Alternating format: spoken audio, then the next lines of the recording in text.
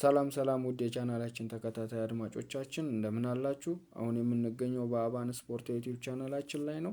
የአባን ስፖርት የዩቲዩብ ቻናላችንን ሰብስክራይብ በማድረግ አሪፍና ትኩስ የሆኑ ስፖርታዊ መረጃዎችን ቤተሰብ በመሆን ያገኙ እያልን የደወል ምልክቷን በመንካት ስፖርታዊ መረጃዎችን በጊዜ እንዲደርሳችሁ አድርጉ። በተጨማሪም ላይክ በማድረግ ለሌሎች ተደራሽ እንዲሆን ላይክ ማድረጋችሁን እንዳትረሱ። ኖርዝ ለንደን ደርቢ አርሰናል ከቶተናም ጋር የሚያገናኝ ሆነ።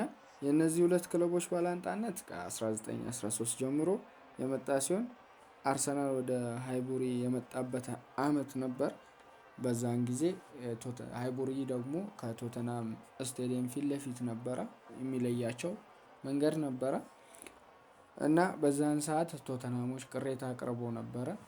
የሚመለከተው አካል በጣም እንትን ብለው ነበረ። ከዛን ሰዓት ጀምሮ ነው ቅሬታቸው ባላንጣነታቸው የመጣው ማለት ነው። እና በዛን ጊዜ አርሰናል በታችኛው ዲቪዚዮን ነበር የሚጫወተው። ስሙም አርሰናል ኤፍሲ አልነበረም፣ ወልዊች አርሰናል ነበር የሚባለው። በዛን ጊዜ ቶተናም ደግሞ ፈርስት ዲቪዥን ማለትም አሁን ላይ ስሙ ተቀይሮ ፕሪሚየር ሊግ ቻምፒዮንሺፕ እንደምንለው ያው በዛን ሰዓት ፈርስት ዲቪዥን አሁን ላይ ፕሪሚየር ሊግ ብለን የምንጠራው ማለት ነው። አርሰናል ደግሞ ታችኛው ዲቪዥን ነበር የሚጫወተው እና በዛን ሰዓት አርሰናል ሃይቡሪ ከሄደ በኋላ ማለትም ከደቡብ ምስራቅ ለንደን ነው ወደ ሃይቡሪ ሄደው ማለት ነው። ልክ ሃይቡሪ ከሄደ ከ6 አመት በኋላ ነው ወደ በ1919 ማለት ነው ወደ ፈርስት ዲቪዥን ያደገው እና በዛን ሰዓት ቶተናም ወርዶ ነበረ ከፈርስት ዲቪዥን ማለት ነው ወርዶ ነበረ። በዛን ሰዓት ባለው ሰጣ ገባ ቶተናም ሲወርድ አርሰናል መውጣቱ ያለው ትንሽ ሰጣ ገባ አርሰናል በሙስና ነው እኛን አስወርዶ ሲወጣው የሚሉ ጥላቻዎች ስለነበሩ ከዛን ቀን ወዲህ በጣም ትልቅ ባላንጣ ሆኖ ቀጥለዋል። ስቲል በጣም ትልቅ ባላንጣ ናቸው እና በጣም የፕሪሚየር ሊጉ ትልቁ ደርቢ ተብሎ የሚጠራው ለዛ ነው። እና ሌላው ካስታወሳችሁ በ2023 2024 የውድድር ዘመን ማለት ነው አርሰናል እና ሲቲ በ2 ነጥብ ተበላልጠው የፕሪሚየር ሊጉን ዋንጫ ያነሱበት አመት ማለት ነው። በዛን ሰዓት በተስተካካይ ጨዋታ ማንችስተር ሲቲ ከቶተናም ነበረው እና አርሰናል ደግሞ 37ኛ ሳምንቱን ተጫውቶ አንድ ቀሪ ጨዋታ 38ኛ ሳምንት የመጨረሻ ሳምንትን ይጠብቃል እና የሲቲን ጨዋታ ቶተናም እንዲያሸንፍ ያው አርሰናል በሰዓቱ የቶተናም ጥላቻ ቢኖርበትም ዋንጫውን ለማሸነፍ ግዴታ ለቶተናም መደገፍ ነበረበት እና ቶተናምን የሚደግፉበት እና ቶተናም ነጥብ እንዲያስጥል የሚቋጥሩበት ቀን ነበረች እና በዛን ሰዓት ሲቲ እየመራ ነበረ አይ ቲንክ እና ልክ ሰን እና የሲቲ በረኛ በዛን ሰዓት የነበረው ኦርቴጋ ፊት ለፊት ተገናኝተው ነበረ እና ሰን ኳሱን ሳታት እና ያቺን ቅጽበት የአርሰናል ደጋፊዎች በሙሉ የሚረሱት አይመስለኝም። በጣም የሚቆጩበት ቀን ነበረ እና ያ ጎል ቢገባና ሲቲ ነጥብ ቢጥል አርሰናል በጎል ክፍያ በልጦ ዋንጫውን ያነሳ ነበረ እና ከዛ በኋላ ጨዋታው ቀጥሎ ነበረ እና ሲቲ ጎል አገባ ድጋሚ እና የቶተናም ደጋፊ ሲጨፍሩ ነበረ አርሰናል ዋንጫ ስለማይበላ ማለት ነው። እንደዛ ብለው ነው የጨፈሩት። ያው እነሱ ቶፕ 4 ከሚገቡ አርሰናል ዋንጫ ባይበላ ለነሱ ትልቅ ነገር ነው። ምክንያቱም የነሱ ውጤት ካላስደሰታቸው ጀስት የባላንጣቸው የሚጠሉ ክለብ ደግሞ ውድቀት ያስደስታቸዋል።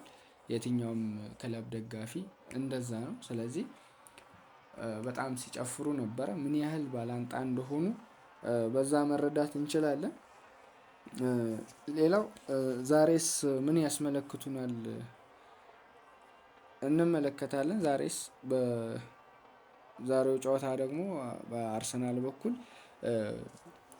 ጉዳት ያጋጠመው ጋብሪኤል ማጋሊሽ የእሱን ቦታ ማን ይሸፍናል የሚለውን እንመለከታለን። ምናልባት የጋብሪኤልን ያህል በሁለቱም ቦክስ ፕሬዘንስ እና ዶሚናንስ የሆነ ተጫዋች ላያገኙ ይችላሉ። ምክንያቱም በጣም አይደለም የተቃራኒ ቲም አጥቂ ተከላካዩ የሚፈራው ተጫዋች ሆኗል በዚህ ሰዓት ማለት ነው። እና ጋብሪኤል ማጋሊሽን በማን ይተካሉ? እሱ የማይክል አርቴታ ውሳኔ ይሆናል እና ማንን ይጠቀማል የሚለውን እንመለከታለን። በዚህ ቦታ ማስኩዌራ አለ፣ ኢንካፔን መጠቀም ይችላል። ሌላው ደግሞ ካላፊዮሪንም ወደ ቦታው ስቦ ማጫወት ይችላል። ካላፊዮሪ ያው በጣሊያንም ቦሎኛም እያለ ሴንተር ባክ ሆኖ እንደሚጫወት እናውቃለን። ስለዚህ ወደ ቦታው ወደ ተፈጥሯዊ ቦታው ይስበዋል ወይ?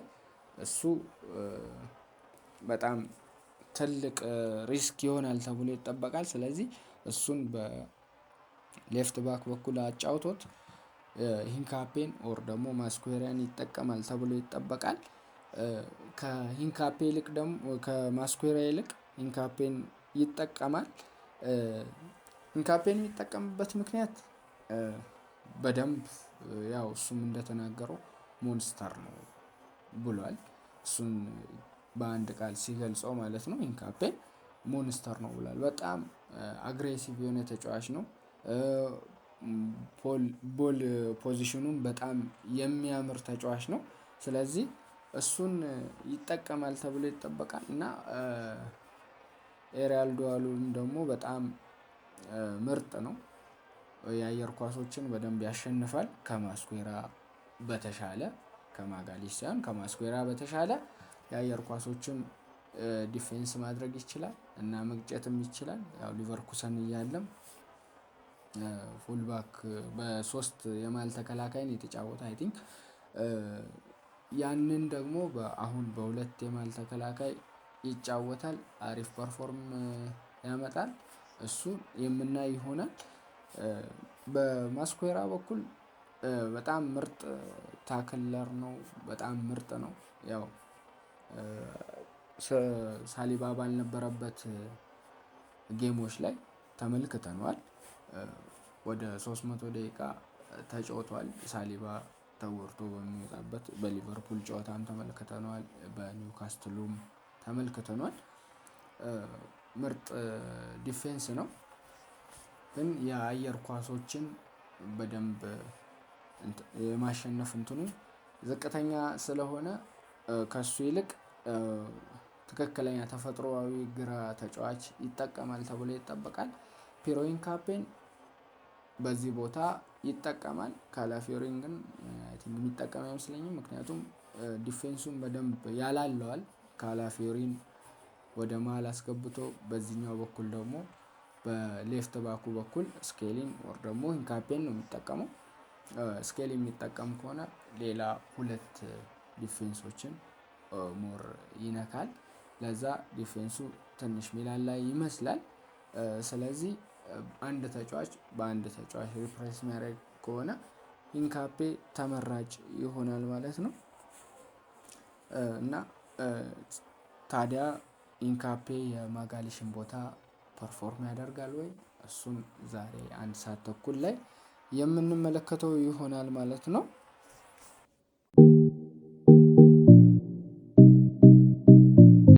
ተመልሰን መጥተናል አድማጮቻችን። አሁን ደግሞ የምንመለከተው ሰኞ ምሽት ማንቸስተር ዩናይትድ በኦልድ ትራፎርድ ስቴዲየም ኤቨርተንን የሚያስተናግድበትን ጨዋታ እንመለከታለን።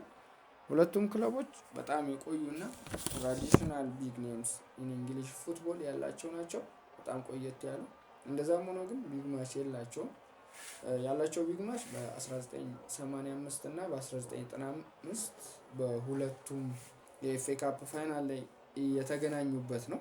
በ1985ቱ የኤፍኤ ካፕ ፋይናል ማለት ነው ማንቸስተር ዩናይትድ ሲያሸንፍ፣ ለ1995 የኤፍኤ ካፕ ፋይናል ደግሞ ኤቨርተን ማሸነፍ ችሏል።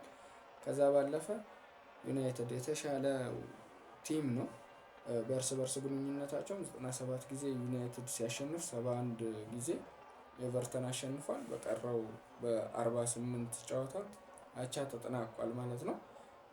ነገስ ጨዋታው ምን እንመለከት ይሆን? ማንቸስተር ዩናይትድ ያለመሸነፍ ጉዞውን ያስቀጥላል ወይ የሚለውን እናያለን።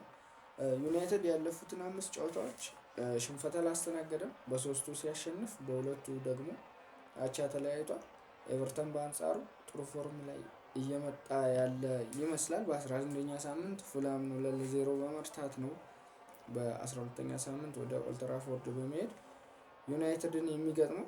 በዚህ ጨዋታ ላይ አሞሪም ይዞት የሚገባው ፎርሜሽን እንደተለመደው 3-4-3 ሊሆናል ተብሎ ይጠበቃል። ማጉዌር እና ሴስኮን የሚያጣው ዩናይትድ በአክስሪው ላይ ለውጥ ያደርጋል። በማጉዌር ቦታ ዩሮን ይጠቀማል ተብሎ ይጠበቃል። የሞይስ ክለብ በአንጻሩ ምርጥ መከላከልን እያሳየን ይገኛል። ባክፎሩ ላይ በጣም ምርጥ የሆነ ይመስላል። በታርኮስኪ እና በኪን መካከል ያለው ጥምረት አሪፍ ይመስላል።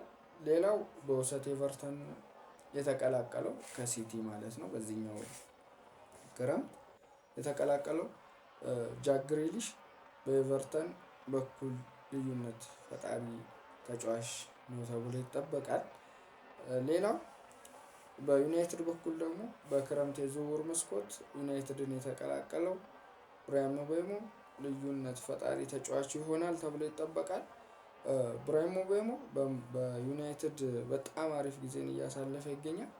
በእንግሊዝ ፕሪሚየር ሊግ 5 ጎሎችን ለዩናይትድ በዚህ ውድድር ዘመን አስቆጥሯል። በነገው ጨዋታ ውስጥ ያስቆጥራል። አብረን የምንመለከተው ይሆናል። በዚህኛው ጨዋታ ላይ ያው ማንቸስተር የተሻለ ግምት ተሰጥቶታል ማለት ነው። እስከ ፕሮግራማችን ፍጻሜ ድረስ አብሬያችሁ የቆየሁት እኔ አብርሃም ዳንኤል ነበርኩ። አብራችሁን ስለቆያችሁ ከልብ እናመሰግናለን። ሰብስክራይብ ያላደረጋችሁ ሰብስክራይብ አድርጉ። ሰብስክራይብ ያደረጋችሁ ተጨማሪ ስፖርታዊ መረጃዎች እንዲደርሳችሁ የደወል ምልክቷን ተጫኑ እያልኩኝ የዛሬውን ፕሮግራማችን በዚሁ ያጠናቀናል። መልካም ቀን ይሁንላችሁ።